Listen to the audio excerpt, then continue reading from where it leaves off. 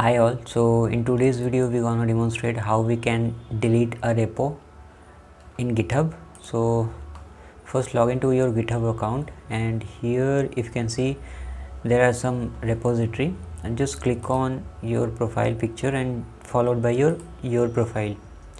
So if you go there, you can find out all the repos. Okay, the list of the repo you will find it here if you click on the repo tab, repository tab.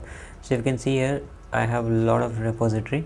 So for example, let's take this one to be deleted. Okay, so just click on it.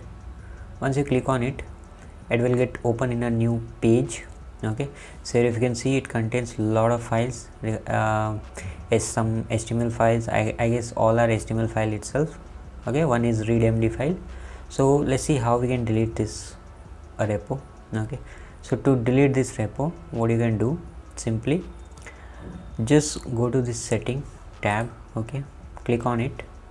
Once you click on it, just scroll down, come at the bottom here. If you can see here, there is a danger zone. Okay, it is showing in the red color, and here at the bottom, if you can see, there is a button to delete this repo. It's mentioned here, right?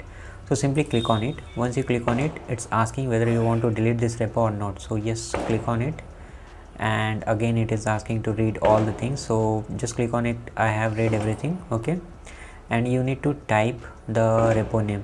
So let me copy this. You can't copy this, so you have to manually type it. Okay, so just type whatever your repo name is. So my repo name is JS codes. Okay, fine. Now when you type this, after that this will get enabled, this button get enabled. So just click on this button, delete this repository. Once you click on this, it's asking for password. So I guess